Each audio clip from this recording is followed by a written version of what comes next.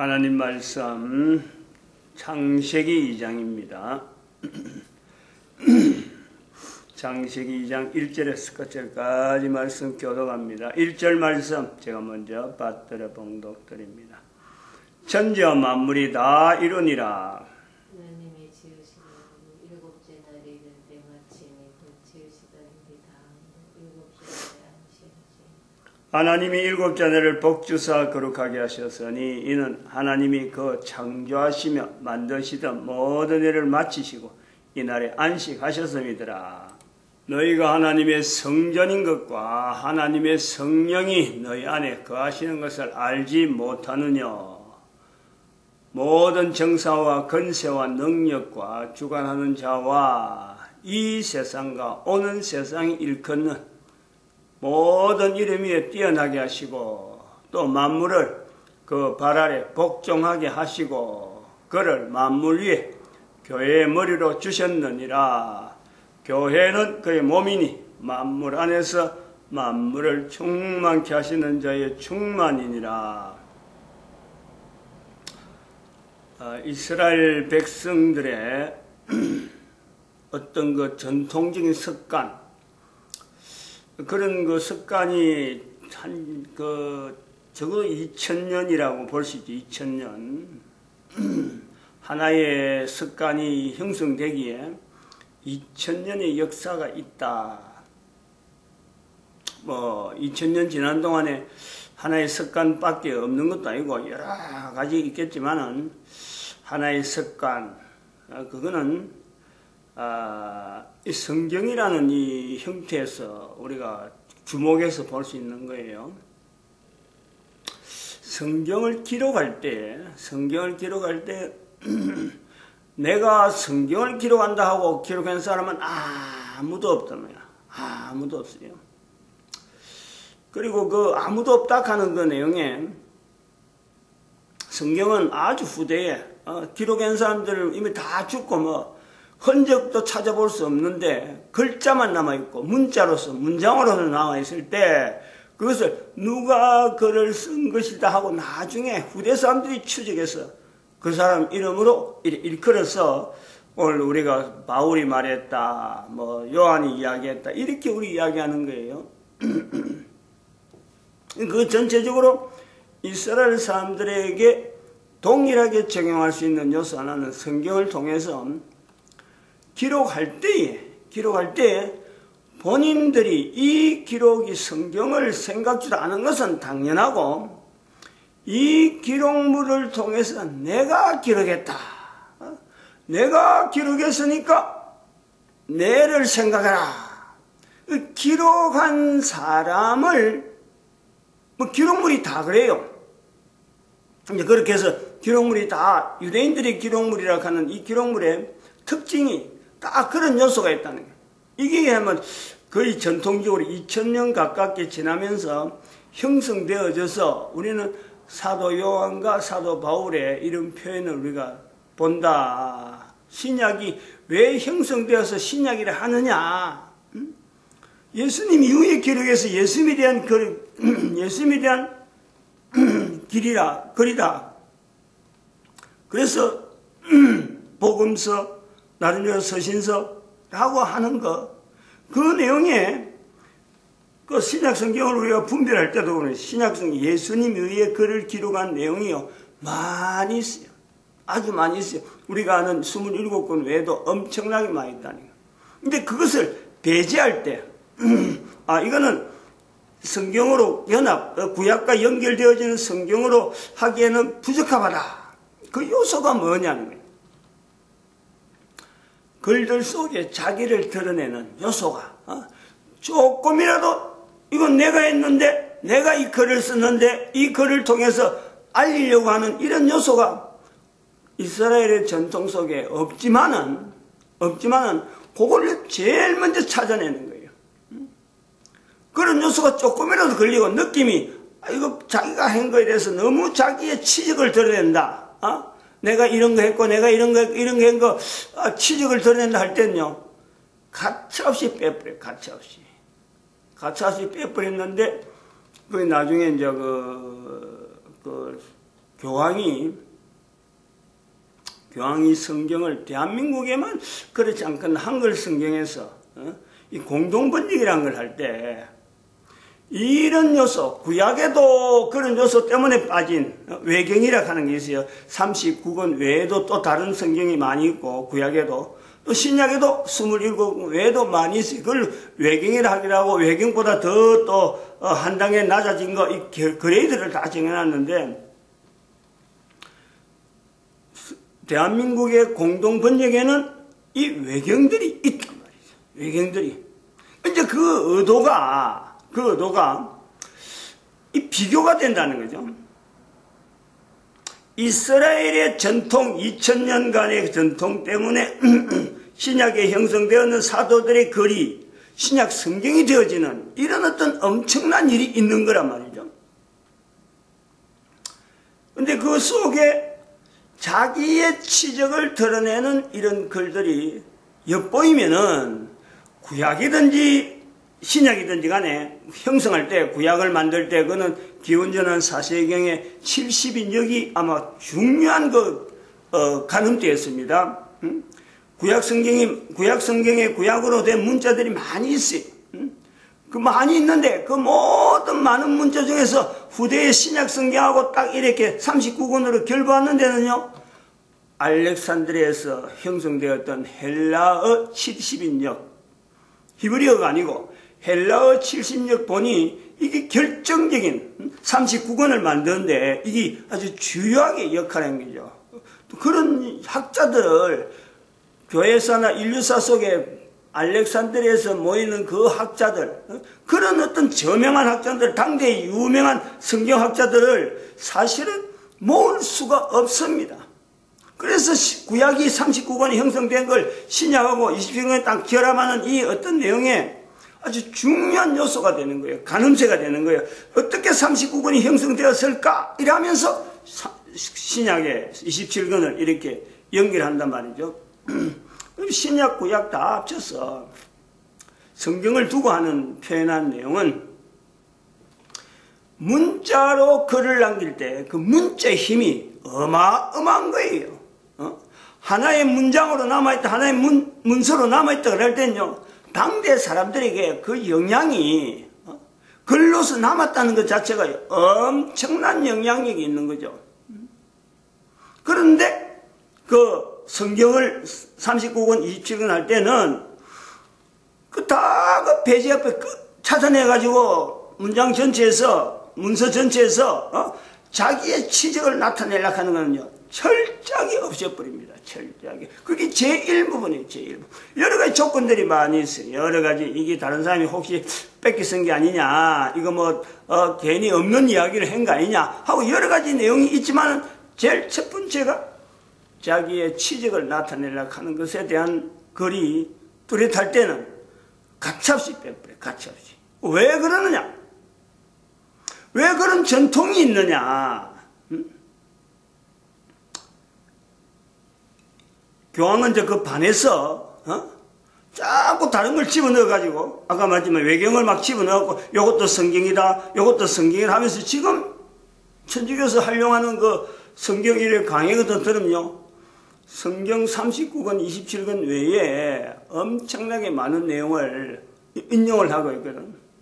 근데 그러한 의도가 뭐냐, 이게 의도가. 이거는 교황이 성경을 무시했던 1517년 이전에 약 한 1000년간에 있어서 교황령을 통해서 교황의 이름, 교황으로 된 어떤 포고, 이게요, 성경 위에 있는 거예요. 성경 위에. 성경의 문장을 누구든지 해석해서 현재 대한 사항을 교황한테 반론하거나 그런 제도도 없을 뿐더러 1517년 이후에 개신교가 나오면서 성경을 막 풀고 성경을 중심하자, 성경을 갖고 우리가 모든 걸 해석하자 하고 하는 이런 것은 한 500년밖에 안 됐어요. 그전에는 성경은 있는데 397년에 신약이 형성되어서 590년에 교황령이 있는 약 한 200년 상관 200년 성경이 분명히 있어요.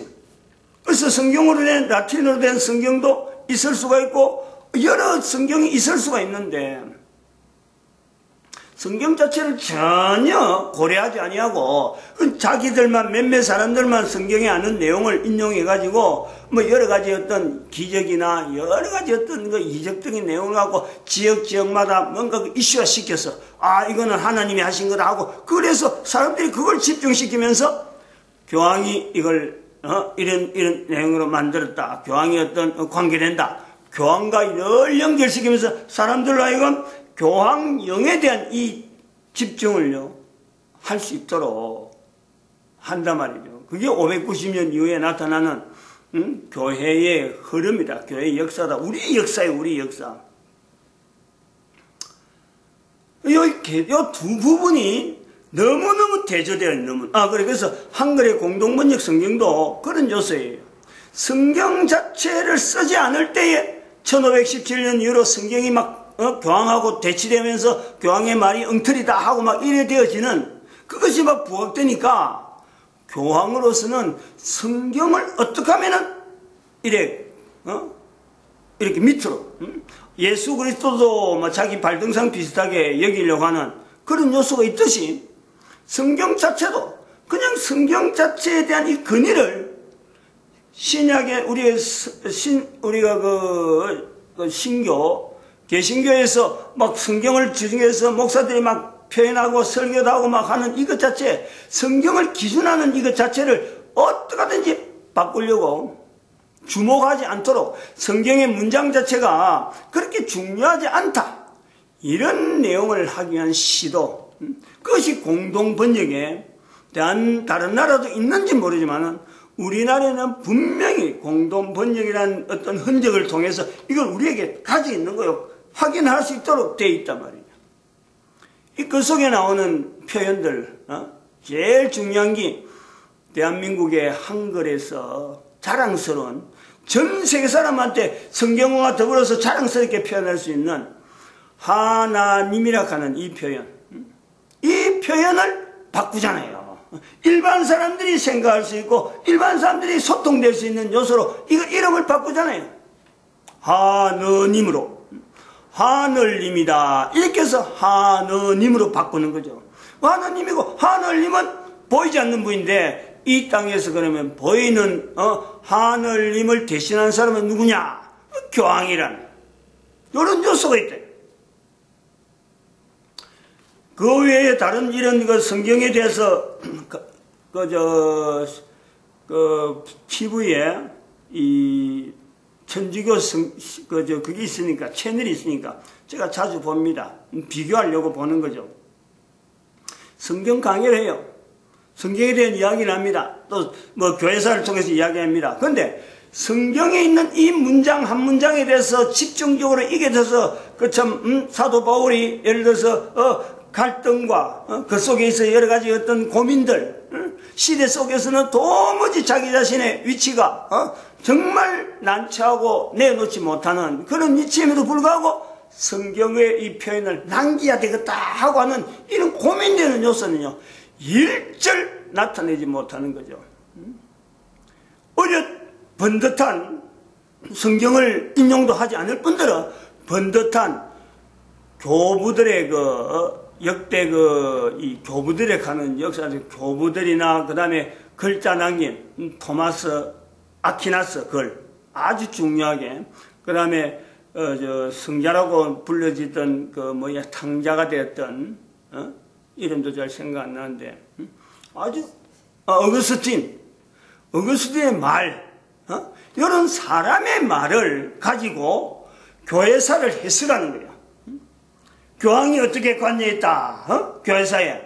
또 그들의 말이 어떻게 했다, 그들의 말이 지금 현재 어떻게 써서 오늘 우리가 형성되어지는 이 성경하고 연결해서 그들이 이런 표현을 했다. 그런데 그들이 표현했기 때문에 이것은 그 표현한 대로 잘라가야 된다 라고 하는 해석을 주로 한단 말이죠. 그 의도가 들어보면은 이렇게 우리가 객관적으로 이렇게 가만히 찬찬히 비교해보면요, 너무 비교되잖아요. 너무 이 성경에 있는 이 한 문장 한 문장에 대한 힘, 문자 하나를 쓰고 단어 하나를 쓰는데 얼마나 고민했을까.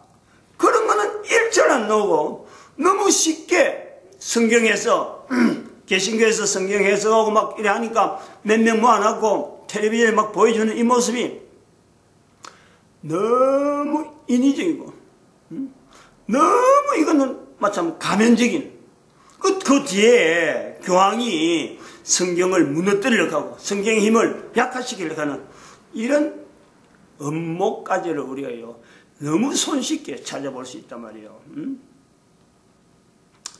우리가 이 내용을 잘 창세기장에서 이렇게 표현하는 이걸 잘 들어야 돼요. 아주 깊이 들어야 돼요. 이런 내용에서 우리가 내 개인이 사춘기를 지날 때 내 개인의 사춘기 지나고 난 뒤하고 사춘기 지날 때 개인의 어떤 그 위치가 뭐냐면 자기의 정체성의 문제거든. 자기의 정체성의 문제를 자기 스스로 정립을 하는 거 아니에요. 사춘기 전에는 사실 그런 걸 전혀 몰랐습니다. 그런데 사춘기가 딱 지나면서 자기 정체성에 대한 분명한 이 어떤 가늠세를 그때부터 한단 말이에요. 그때 할 때에 이게 얼마나 중요하냐 그러면 개인에게 정말 중요한 거예요. 한 인생 전체가 어떻게 바뀔지 모르는 거예요. 사춘기 이전과 사춘기 이후에 따라서 사춘기를 보낼 때의 그 자세 하나 이것 때문에 남아있는 수십 년의 생활이 이게 기준이 되어서 영향을 받는 중요한 내용이 이 사춘기를 보낼 때 지난 시간에는 내 것에 대한 이야기를 했지만은 내 것 아니다 이런 내용을 우리가 생명체에 대해서 한번 알아봐라 하고 이야기한 거지만은 내가 하는 행위에 대해서 내가 하는 행위에서 내가 하는 행동에 대해서 내가 하는 말을 통해서 내 이름이 드러나기를 바란다. 나라고 하는 존재가 알려지길 바란다. 요것을 목적으로 요런 데 내가 훈련이 됐다면요. 사춘기 때에 정말 이거는 돌이키지 못하는 거죠. 그 당시에 사춘기 때 그런 거예요. 내가 하는 행위 나는 어떻게 하든지 참 다른 사람 어느 사람보다 내가 뛰어나고 내가 이 땅에서 태어나서 내 한 몫을 어떤 이름을 날려서 내가 뭔가 한번 해보겠다. 감당 못하는 사회에 악인이 될 수 있는 요소가 풍성한 거예요. 그 본인이 깨달아야 돼요. 어릴 때부터 사춘기를 보낼 때 이런 이야기를 듣는 게 좋단 말이죠. 적어도 고민을 해봐야 돼. 내가 어떤 모습을 살아가더라도 내 이름보다는 내가 하는 행위보다는 내가 어떤 나타나는 치색보다는 그것을 드러내서 다른 사람들에게 나타내려고 하기보다는 사춘기라는 게 앞으로 어떤 일이 있을지 모르는데 이때 사춘기 때에 그 내용을 자기 스스로에게 다짐하면서 하나님의 영광이 드러나는 삶이 되어지길 바란다. 짧은 문장이에요. 짧은 문장. 다른 사람이 알 수 있는 내용이 아니에요. 자기만 딱 이렇게 인지하고 내가 그 스스로 내 인생이 하나님 앞에 있다. 하나님이 주인이다. 그러니까 하나님의 영광만 드러날 수밖에 없는 그 일이 되어지길 바란다 하면요. 친구들하고 비슷한 또래에서 나오는 말들이 막 섞여서 네가 잘하니 내가 잘하니 참 네가 공부도 잘하고 여러 가지 환경이 좋다고 막 이런 여러 가지 대화들 속에서 움츠려들 수밖에 없는 개인이라 할지라도 그 중심에 사춘기를 보낼 때 언젠가 하면 계속 생각나는 건 알겠지만 언젠가 하면 내 전체 인생에 대해서 내가 드러나기보다는 하나님이 드러나길 바란다. 하나님이 영광이 나타나길 바란다. 하고 말을 할 수 있다면은 자기 스스로에게 요 한마디 하는 거죠. 내가 자기가 자기에게 하는 거예요. 아무도 몰라요. 말해도 다른 사람 말해도 알아듣지 못하는 거죠. 그러면 반드시 그 사람은요, 부자와 거지 나사로에, 거지 나사로의 위치에 있다 하더라도 예수님께서 모든 삶의 정가는 아브라함의 품이라고 하는 어마어마한 어떤 변화된 위치, 자기의 위치, 자기는 하나님의 영광을 나타내려고 이런 일 했다, 내가 뭐 하나님 영광에서 했겠네, 이게 되겠느냐 하고 소홀하게 생각하는 그 자세, 그런 형편, 거지니까 항상 너한테 뭐 좀 구워만 달라 그러고 너한테 베풀 능력은 안 되는 그 쩔쩔매던 그 인생이 된다고 하더라도 사춘기 때 가졌던 그 자세 가지고 계속 살아오면서 자기가 비춰보는 거예요. 자기가 뭐 늘 그렇게 뭐 24시간 늘 그렇게 할 수는 없는데 가끔씩 그게 비춰보는 거예요. 다른 어떤 행동보다도 내가 뭐 옛날에 뭐 하나님 앞에 이런 은혜를 받았다, 내가 큰 병을 낳았다, 내가 이런 큰 능력을 했다, 어마어마한 뭐 방언을 하고 예언을 하고 그랬다, 이런 친척 때문이 아니고 사춘기 때에 이 관계를 한 사람의 정체성에 대해서 다룰 때 개인이 하나님 앞에 쓰임받기를 바라고 하나님의 이름이 나를 통해서 영광 받는데 내가 쓰임 받는다 한다면 한번 우리가 생각을 해봐요. 누가복음 16장 19절 이하에 거지와 나사로라는 이 장면이 나올 때 그 예수님이 말씀하신 거예요. 근데 누구라도 한 사람이 거지 나사로 그 내가 아는데 거지 나사로를 왜 예수님이 이야기해? 나는 이런 사람으로 내 거지 나사로 아는데 라고 한다면은, 만약 반응을 했다면은 그 예수님, 예화 드는 예수님이 지금 제 아들이고 여러 사람들이 막 있는데 그 중에서 많은 사람들 중에서 누가 한 사람이 나사로에 대해서 거부적으로 이야기하는 내용 정도로 아브라함의 품에 있을 사람이 아닌데 라고 말을 한다면은 그 말씀하는 예수님이 어떻게 되겠어요? 얼마나 무한하겠어요? 여러 사람들한테. 사람이란 말을 들으면 누가 대화를 하다가도요, 누가 잘 가르치다가도 한 사람이 그에 대해서 반론해갖고 그 반론이 정당하다 싶으면요, 누가 공감하면은 그 강의는 끝나는 거예요. 더 진전이 안 돼요. 그냥 교수는 그냥 그대로 묵살되는 거죠. 하나님의 영광은 바로 이렇다는 거죠. 제가 볼 때 하나님의 영광, 인간들이 어떻게 하나님의 영광을 나타낼까 하지만은 실제로는 개인이 사춘기 때 다 그 부분에 대해서 다 그거 이렇게 와 닿는 때가 있단 말이죠. 누구든지 물어보는 거죠. 누구든지 또 개인이 그때에 생각을 하는 거죠. 사춘기 때에 그것이 얼마나 가치 있느냐 없느냐, 그 나이가 70 가까이 들어가서 오늘날 저 같은 나이가 되어서 한번 회상을 하면요, 뭐 그때 뭐 내가 뭐 대단한 뭐 일을 하고 사춘기 때 뭘 하면 얼마나 일을 하겠어요. 얼마나. 근데 큰일 한 건 아니고 그런 중심의 표현을 개인이 할 수 있다. 누구든지.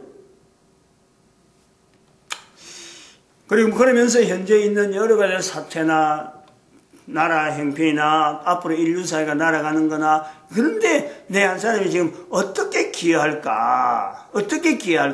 그게 이제 나이가 한 40대에 지나면서 그것이 형성되는 거죠. 어떻게 해서 내 인생을 이렇게 준비하면서 나아갈까? 그 40대 이전하고 사춘기 때하고 그 기간은 어떻게 지났는지 모릅니다.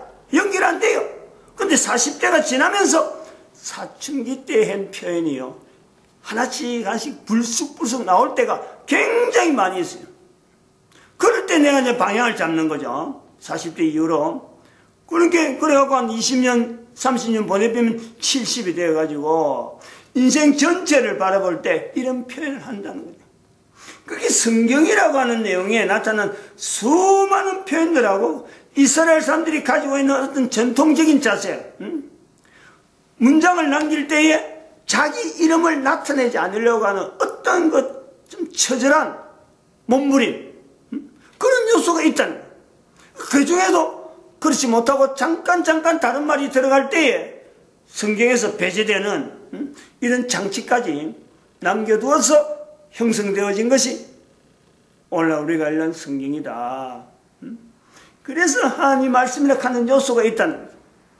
뭐 그냥 뭐 대충 뭐 그렇게 만들어진 그냥 뭐 문자가 있다고 해서 옛날 그래서 무조건 성경에 대한 내용이 아니라 한 사람 한 사람의 고민, 처절할 정도로 거지 나사렛에 처절할 정도의 고민, 그 고민이 있어서 하나님께서 예수님께서 성경에 나에 대해서 이러기를 하고 구약 성경을 인정을 합니다. 이런 거하고 우리 연결해서 성경과 오늘 그리고 사춘기를 보내는 현재 나이를 어떤 연결점을 가지고 있어야 장차 그 사람이 하나님 앞에 어떻게 쓰임받고 인정을 받을까 이게 보인단 말이죠. 마치겠습니다. 기도드립니다.